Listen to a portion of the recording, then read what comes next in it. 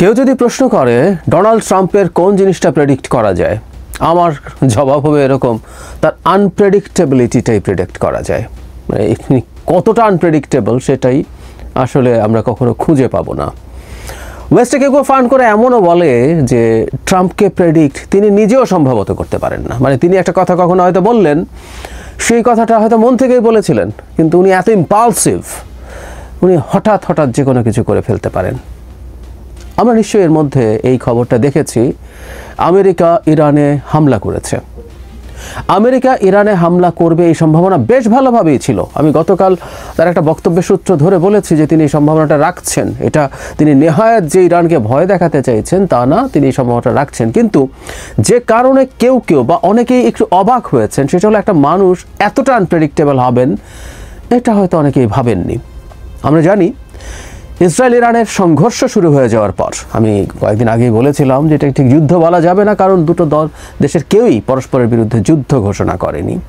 সেই সংঘর্ষের পর একটা পর্যায়ে এসে ডোনাল্ড ট্রাম্প ইরানকে 2 সপ্তাহ সময় দিয়েছিলেন যেন এর মধ্যে ইরান তার দাবি মেনে নেন, নিঃশর্ত আত্মসমর্পণ এবং তার পারমাণবিক কর্মসূচি বন্ধ করা ইত্যাদি। অনেকেই ভেবেছিলেন এই 2 সপ্তাহ তিনি সময় নিচ্ছেন, যে কোনো কারণেই হোক, একটা হতে পারে যে এর মধ্যে ইরানের উপরে চাপ তৈরি করবেন, নেগোশিয়েট করবেন, অথবা হামলার প্রস্তুতি নেবেন। হামলার জন্য কিছু মিলিটারি হার্ডওয়্যারের প্রস্তুতি প্রয়োজন হয়, কিন্তু এই 2 সপ্তাহ সময় তিনি দেবেন এই রকম একটা আলাপ হয়েছিল। কিন্তু না, দেখা গেল তিনি ইরানের 3টা পারমাণবিক স্থাপনা ফোর্ডো, নাতাঞ্জ এবং ইস্পাহান 3 জায়গাতেই অ্যাটাক করেছেন। বিশেষ করে ফোর্ডোর কথা তিনি আলাদাভাবে বলেছেন তার ট্রুথ সোশ্যাল স্ট্যাটাসে, যেটার মাধ্যমে তিনি এই হামলার কথা বিশ্ববাসীকে জানিয়েছেন। সেখানে বিশাল বমিং হয়েছে ইত্যাদি ইত্যাদি। কারণ দীর্ঘদিন থেকে এই সংঘর্ষ হওয়ার পর দীর্ঘ সময় ধরে ফোর্ডো যে পারমাণবিক স্থাপনা সেটা নিয়ে প্রচুর আলোচনা হয়েছে।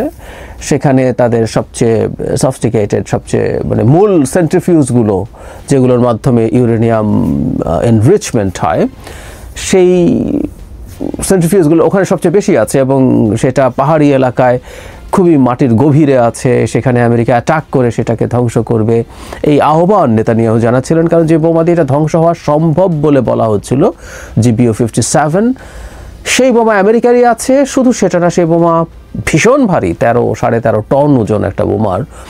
সেই বোমাটা ক্যারি করে নিয়ে যাওয়ার মতো বিমান একমাত্র আমেরিকারই আছে, B-2 স্পিরিট। ইনফ্যাক্ট B-2 দিয়ে অ্যাটাক হয়েছে, এটাই আমরা এখন পর্যন্ত জানতে পারছি। জনাব ট্রাম্প যে কাজটা করলেন সেটা খানিকটা অবাক কারো লাগলো যে 2 সপ্তাহ আগেই, এটা ওই যে বললাম তার আনপ্রেডিক্টেবিলিটিটাই প্রেডিক্টেবল, সুতরাং এটাও খুব অবাক হওয়ার ব্যাপার না। আমরা একটু আলোচনা এখন করব এটার ইম্প্যাক্ট কি হতে পারে, এটা ভবিষ্যতে কি রেজাল্ট আমাদের দিতে পারে। মধ্যপ্রাচ্যে কি একটা অল আউট যুদ্ধ বেঁধে যাবে, ইরানের কি করলে তার দিক থেকে ভালো হয়। সবার আগে আমরা একটু জানতে চাই কতটা ক্ষয়ক্ষতি হতে পারে। যেমন ধরুন আমরা ফোর্ডো নিয়ে এই কথা বলি, এখানে বাংকার ব্লাস্টার দিয়ে এটা ধ্বংস করা যাবে এই সম্ভাবনা খুব কম। GBU-57 এর পেনিট্রেটিং পাওয়ার যতটা, নাতাঞ্জে যে স্থাপনা আছে ভূগর্ভস্থ স্থাপনা সেটা আরও নিচে আছে বলেই পপুলারলি নোন। এগুলো প্রত্যেকটা আসলে ক্লাসিফাইড তথ্য, সবই ক্লাসিফাইড। এটা কত নিচে আছে সেটাও ক্লাসিফাইড, এমনকি GBU-57 এর যে তথ্য পাই যে এটির পেনিট্রেটিং পাওয়ার এতটা, এটাও আসলে ক্লাসিফাইড তথ্য। এগুলো অনেকগুলো বিভিন্ন সূত্র থেকে পাওয়া যায়। তো ইভেন এমন বলা হয়েছে যে একটা বোমা মারা হলো, সেটার একটা ক্রেটার তৈরি হলো, সেখানে ঠিক একই পয়েন্টে আরেকটা, তাহলে সেটা আরও বেশি ভেতরে যাবে, তারপর আরেকটা, এরকম বেশ কয়েকটা হামলা করলে হয়তো নাতাঞ্জের ভূগর্ভস্থ জায়গা ধ্বংস করা যেত। যদিও ট্রাম্প দাবি করেছেন এটা ধ্বংস করা গেছে, পুরোপুরি ধ্বংস করা গেছে। আবার ইরানের দিক থেকে বলা হচ্ছে এখানে কিছুই হয় নাই, যেটা প্রবেশ পথে সামান্য কিছু এদিক সেদিক হয়েছে, কিন্তু মেজর কিছু হয় নাই। কিন্তু তার চাইতে জরুরি কথা, খুবই প্রেডিক্টেবল একটা হামলা এখানে হবে, এখানে বা অন্যান্য নিউক্লিয়ার যে সাইটস আছে সেখানে হবে, এটা তো ইরান জানে। তো কি হয়, আমরা যখন কখনো বাসা ছেড়ে চলে যাই, বাসায় তালা দিয়ে যাই, ঢাকা বা বিভিন্ন শহরে ডাকাতি হয়, আমরা ডাকাতি বলি কিন্তু এগুলো আসলে বার্গলারি, আমার ঘর ভেঙে ঢুকে জিনিসপত্র নিয়ে যায়। আমরা দামি জিনিসপত্র সামলে নেই, স্বর্ণ থাকলে সেটা নিয়ে যাই, সাথে কারো কাছে দিয়ে যাই, টাকা নিয়ে যাই। সো আমরা একটা রিস্ক খুবই কম থাকলেও সেটা অনুযায়ী আমরা সাধারণ মানুষের ব্যবস্থা নেই। কথাটা এই জন্য বললাম যা যা করা হলো, ধরে নিলাম যে ফোর্দো পুরো ধ্বংস করে ফেলা গেছে, ইরান তার ফিসাইল ম্যাটেরিয়াল এখানে রাখার তো কোনো কারণ নেই, কোনো কারণ নেই। তার সেন্ট্রিফিউজের একটা বড় অংশ সেখান থেকে সরিয়ে ফেলার কথা।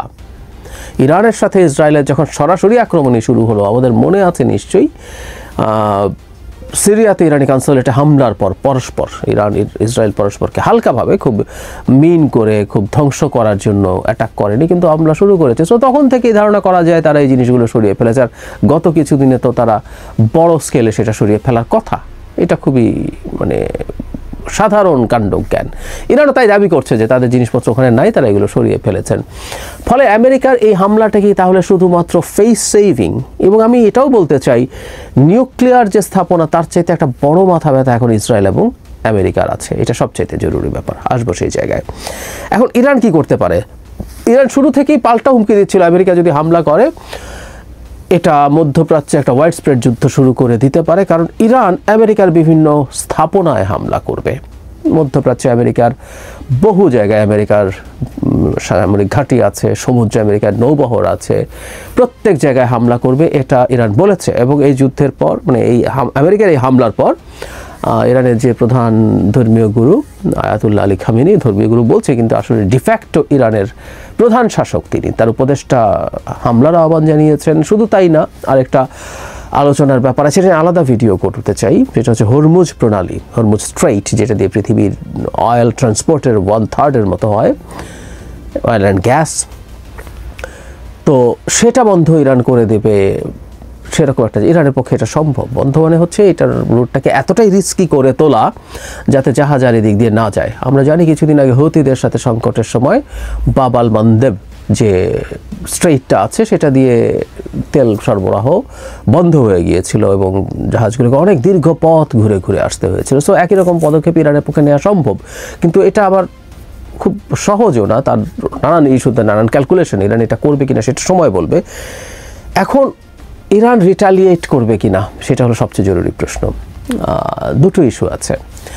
একটা হলো ইরান আমেরিকার এরকম একটা আক্রমণের পর সে আগে একটা হুমকি দিয়ে রেখেছে, সে যদি এখন পাল্টা কিছু না করে এটা ইরানের রাষ্ট্র হিসেবে তার প্রেস্টিজের সমস্যা করে। সে মধ্যপ্রাচ্যে একটা শক্তিশালী বা সবচেয়ে শক্তিশালী দেশ হতে চায়, সে একমাত্র বা প্রধান সুপার পাওয়ার হতে চেয়েছে। তার সাথে সৌদি আরবের সংকট আছে, ইসরায়েলের তো আছেই। সো সে বলার পরে এটা না করে থাকা তার জন্য কঠিন, সুতরাং সে কিছু করতে পারে। কিন্তু এটা করা মানেই হচ্ছে আরও আমেরিকান অ্যাটাক আমন্ত্রণ করা। ও যদি এবার চুপ করে থাকে তাতেও কি বন্ধ হবে? খুব সম্ভাবনা নেই, কারণ আমি বলছি অন্য একটা ফ্যাক্টর এখানে জড়িত হয়েছে। তাহলে আমরা এই জায়গাটা খেয়াল করি, ইরান যদি অ্যাটাক করে তাহলে আমেরিকা আরও পাল্টা আঘাত করার তার যুক্তি তৈরি হবে নিজের কাছে বা তার জনগণের কাছে, যে আমেরিকান অ্যাসেটস অ্যাটাক হচ্ছে ইরানকে দিয়ে এখন সরাসরি, সুতরাং আমরা রিটালিয়েট করব। ইরান আরও অনেক বেশি আক্রমণের শিকার হতে পারে। ফলে অ্যাপারেন্টলি এটা মনে হতে পারে ইরান যদি চুপ থাকে এখন যতটুকু হয়েছে, কারণ তার আসলে মেজর ক্ষয়ক্ষতি হয় নাই, মানে যে 3টা স্থাপনায় তারা আক্রমণ করেছে আমেরিকা সবগুলো যদি খুবই সাকসেসফুল হয়েও থাকে, ইরানের যে মূল জিনিস বাঁচানোর দরকার ছিল সেটা সে আগে সরিয়ে ফেলেছে। এটা একটু আগেই বললাম, তার পারমাণবিক প্রযুক্তির যা যা আছে, তার যা টেকনোলজিক্যাল হার্ডওয়্যার যেগুলো ওখানে রয়েছে সেগুলো সরিয়ে ফেলার কথা। সো এটা ভেবে ইরান যদি মনে করে যে আমি আর পাল্টা আক্রমণ করলাম না, so that I can avoid further American attacks, এটা ভাবতে পারে। এটা আমার কাছে মনে হয় it's not a bad option. কিন্তু ওই যে বললাম, ইরান এখন যুদ্ধ মোডে চলে গেছে। ইরানের এই যুদ্ধ ভাবটা প্রাথমিকভাবে মনে হচ্ছিল যে তাদের মধ্যে সমাজে কিন্তু মারাত্মক বিভক্তি আছে। আমি একদিন এটা নিয়ে কথা বলেছিলাম, সেটাকে উস্কে দেয় কিনা নেতানিয়াহু। ইনফ্যাক্ট এটাকে উস্কে দিয়ে ইরানের এই রেজিম পতনের কথা ভাবছিলেন অ্যাটাকের মাধ্যমে, কিন্তু অনেক ক্ষেত্রেই দেখা গেল জনগণের মধ্যে সলিডারিটি বেড়েছে, ইসরায়েলের বিরুদ্ধে জনগণ একাট্টা হয়ে উঠছেন। ফলে ইরান মনে হয় না এই মুহূর্তে খুব সরে আসবে এটা থেকে, এবং সে তার ক্যাপেবিলিটি দেখাতে পেরেছে। ফলে খুব টাফ না হলেও, আমি আবারও বলছি, খুব টাফ না হলেও মোটা দাগে কিছু অ্যাটাক সে করতে পারে বলে আমি মনে করি। আমাদের মনে থাকার কথা, ইরাকে যখন কাসেম সুলাইমানিকে ড্রোন থেকে মিসাইল দিয়ে হত্যা করেছিল আমেরিকা, তখনও ট্রাম্প প্রেসিডেন্ট ছিলেন, তখন ইরান কিন্তু আমেরিকান কিছু বেইসে এক ধরনের প্রতীকী হামলা করেছিল, ঠিক মেইন স্থাপনাগুলোতে না, কিন্তু বেইস এরিয়াতে সে কিছু মিসাইল লঞ্চ করেছিল এবং সেই মিসাইলগুলো ওখানে হিটও করেছিল অল্প কিছু। সুতরাং তার ক্যাপেবিলিটি আছে এবং এই ধরনের কোনো প্রতীকী ধরনের হামলাও ইরান করতে পারে। সেই ক্ষেত্রে হয়তো সে ভাবতে পারে যে আমেরিকা আবার মেজর কোনো অ্যাটাক নিয়ে তার সামনে আসছে না। কিন্তু আমি গতকালই একটা ভিডিওতে বলেছিলাম, আপনাদের মনে থাকার কথা, আমেরিকাতে ওয়ার লবি আছে যারা সমরাস্ত্র বানায়, এটাকে ঘিরে যাদের ব্যবসা, শুধু সমরাস্ত্র না, যুদ্ধকে ঘিরে আরও নানান রকম ব্যবসা আছে, এইগুলোতে যারা আছে তারা একটা মধ্যপ্রাচ্য ওয়াইড স্প্রেড যুদ্ধ বাঁধিয়ে দিতে চায়। যুদ্ধ মানেই মারাত্মক ব্যবসার ব্যাপার, সেই মানুষগুলোর অনেক ব্যবসা হবে। মধ্যপ্রাচ্যের প্রত্যেকটা দেশ যদি ইনসিকিউর ফিল করতে থাকে, তারা দীর্ঘদিন থেকে ইনসিকিউর ফিল করেছে, ইরানের সাথে আরও অনেকগুলো দেশের সংকট আছে, তারা খুবই হাই অ্যামাউন্টের মিলিটারি হার্ডওয়্যার প্রকিওর করেছে আমেরিকার কাছ থেকে, আরও করবে, সেটা আরও বাড়বে। তো সেই চেষ্টা তাদের দিক থেকে থাকতে পারে। ইরান তাহলে প্রতীকী করুক আর না করুক, আমেরিকা ফার্দার অ্যাটাক করার সম্ভাবনা উড়িয়ে দেওয়া যাবে না কোনোভাবেই। কিন্তু শুরুর দিকে একটা কথা বলেছিলাম যে নিউক্লিয়ার স্থাপনা না, একটা নতুন মাথা ব্যথা তৈরি হয়েছে। সেটা হচ্ছে ইরানের মিসাইল ক্যাপাসিটি।